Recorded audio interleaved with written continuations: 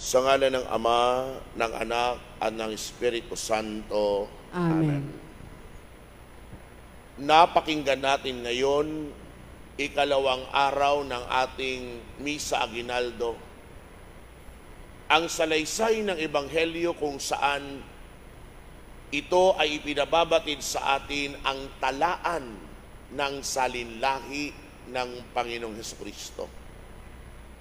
Simula pa lamang ng talaan ng salinlahi ng Panginoong Hesukristo, binabalik tayo sa kapanahunan ni Abraham, sa kapanahunan ni Isaac, sa kapanahunan ni Jacob. Na sa unang pagbasa, ang mismong Jacob na ito ay nabanggit rin sa aklat ng Henesis. At mula sa unang pagbasa, mapupulot natin ang unang salita na kung saan ipinababatid naman sa atin ang ikalawang letra sa salitang nabubuhay natin sa loob ng siyam na madaling araw. A 9-letter word. And the second word for today, or the second letter for today, starts with letter U. U stands for unite. Bakit unite? Yan ang ipinababatid sa ating aral sa unang pagbasa. Si Jacob ginagamit bilang instrumento ng pagkakaisa na siyang napakinggan natin sa aklat ng Henesis. Ika nga sa unang pagbasa, tinawag ni Jacob ang kanyang mga anak. Alalahanin natin na si Jacob may 12 anak. Dahil magmumula kay Jacob ang 12 tribo ng Israel. Ang mismong pangalan ni Jacob kalaunan ay papalitan ng Diyos bilang Israel. Kaya hindi pa man yumayao si Jacob, tinawag niya na ang kanyang mga anak at sila'y iniwanan ng habilin. Ito ang habilin niya. Mga anak, magsilapit kayo sa akin.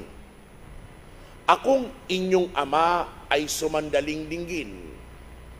Ikaw, Huda, ay papupurihan niyong mga anak ng ina mong mahal. Hawak mo sa leeg ang iyong kaaway. Lahat mong kapatid sa iyo'y gagalang.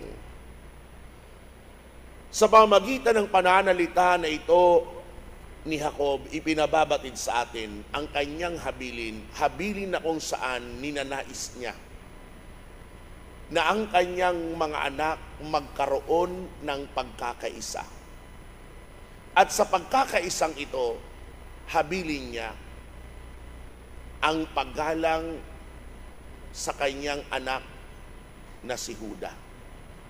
Dahil mula sa lipi ni Huda, magmumula ang manunubos, ang Kristo. Kaya naman kung ito ang unang ipinababatid sa ating aral para sa araw na ito, ang pagkakaisa, magandang suriin rin sa ating pamilya. Namumuhay nga ba ang pamilyang Pilipino sa pagkakaisa? Napakadaling sabihin ng opo. Habang namumuhay ang mga magulang, pero oras ng mga magulang ay mamatay, doon nawawala ang katiyakan ng pagkakaisa ng pamilya. Bakit? Dahil may mga pamilyang Pilipino na sinubok ng panahon.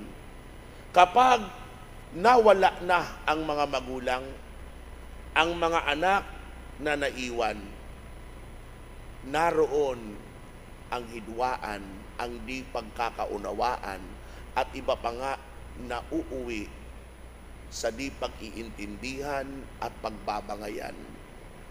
Anong simula ng hindi pagkakaintindihan ng iyon, ng bangayan na iyon? Kadalasang beses ay ay ang kakarampot na ari-arian, kakarampot na mamanahin. Yun ang pinag-aawayan, yun ang nagiging bangayan. Ilan sa pamilyang Pilipino ang ganito ang pinagdaraanan. Kapag nawala ang mga magulang, may lupa o ari-ari ang naiwan, ang mga anak pag-aawayan iyan. Minsan pa nga, nagkasundo na sila nagpaghahatiin ang ari-arian, pero ang kakarampot na metro, minsan pinag-aawayan ang ibang ari-arian na uuwi pa sa demandahan. Ilang Pilipinong pamilya ang nahuhulog sa pagkakamaling ito. Kaya nga binibigay ngayon sa ating hamon ang pagkakaisa. Paano nga ba maiiwasan iyan? Sa mga magulang na nandito, habang nabubuhay kayo, kausapin nyo na ang inyong mga anak. Maging instrumento kayo katulad ni Jacob ng pagkakaisa. Iiwan ang dapat iiwan, bigyan ng palatandaan ang para kanino. Nang sa gayon, lumipas man, umawi man kayo sa buhay na ito, alam ng inyong mga anak kung ano ang para sa kanila. Subalit hindi pa riyan katiyakan na ang iyong mga anak igagalang ang kanilang paghahatian. Alalahanin natin bilang mga tao, bagaman nilinis tayo ng sakramento ng binyag sa kasalanang orihinal, ang bahid ng kasalanang orihinal na nanatili sa tao. At habang nananatili yan sa tao, ang tao naghahangad palagi ng personal niyang interes. At kapag namamayani ang personal na interes, yan palagi ang simula ng bangayan, ng hiwalayan, ng di pagkakaunawaan. Kahit kadugo mo, kahit kapatid mo, tatablahin mo dahil sa personal na interes na nais mong mas malaki palagi ang para sa iyo. Ilan sa atin ang nahuhulog sa pagkakasalang iyan? Ilan sa atin ang nahuhulog sa pagkakamaling iyan? Ang pagiging ganid sa material na bagay, ang nais man lamang kahit kapatid, ay ginagawa. Kaya naman ito ay magandang hamon at palaala sa atin. Kailangan ba palaging mamayani ang personal na interes? Dahil kung iniisip natin ang personal na interes sa loob ng ating pamilya, mahirap makamit ang pagkakaisa. Kung kadugo mo, hindi kayo nagkakaunawaan, nilalamangan mo, paano pa ang ibang tao sa lipunan? Paano ka makitungo? Iyan ang problema na nakikita natin sa lipunang ating kinatatayuan.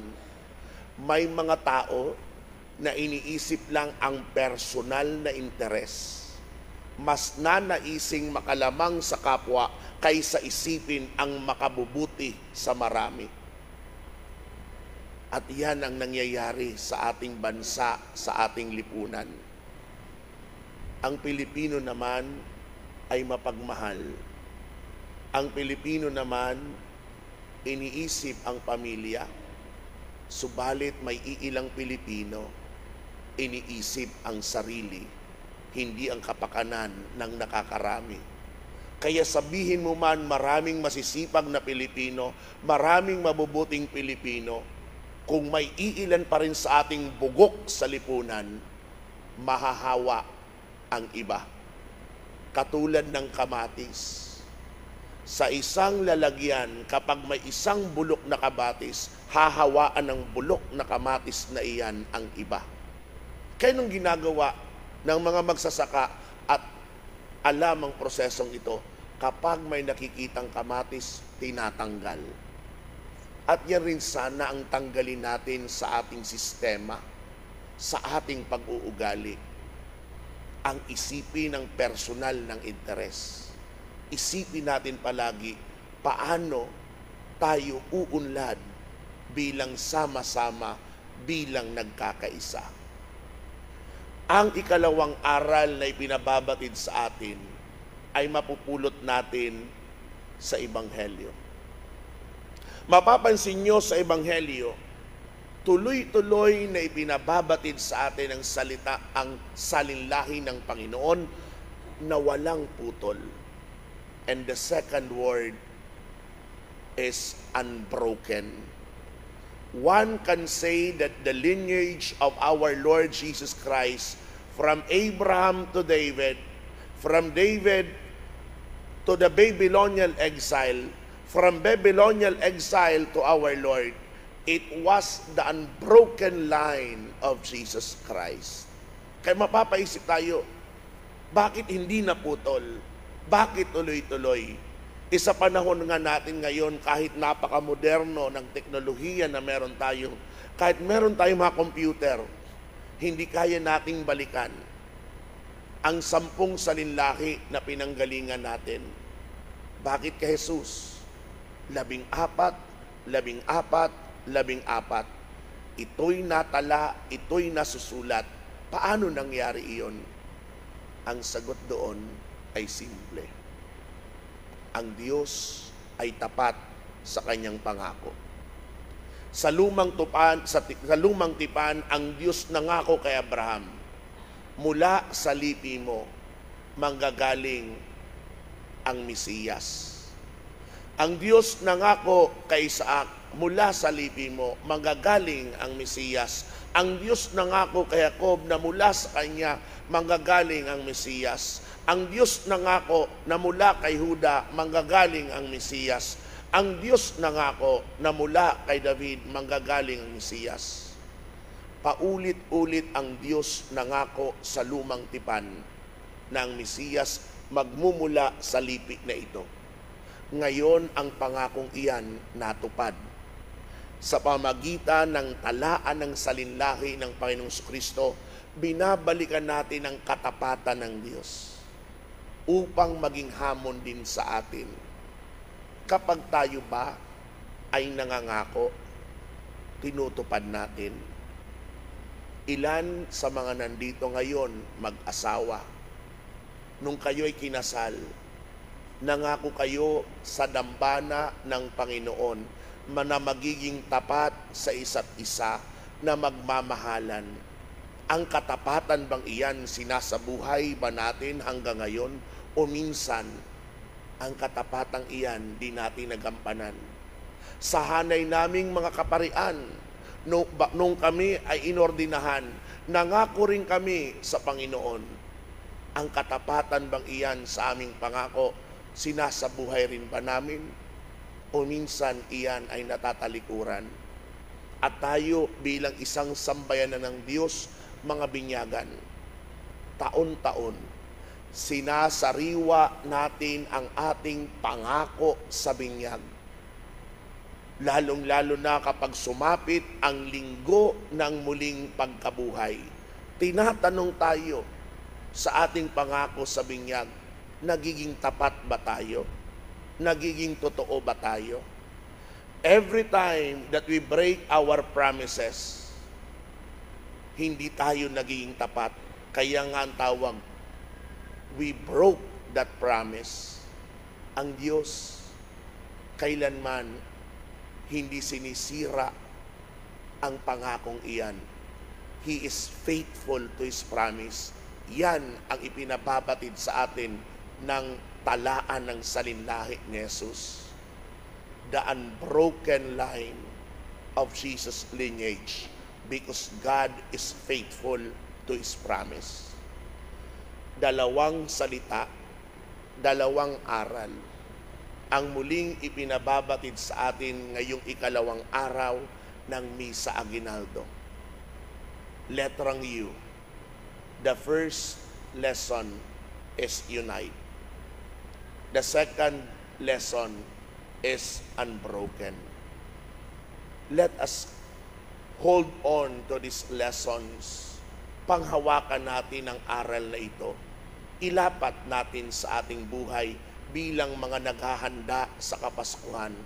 At tiyakin natin na sa paglalapat ng mga aral na ito, makita nawa ang tunay na pagbabago sa atin bilang mga anak ng Diyos. Amen.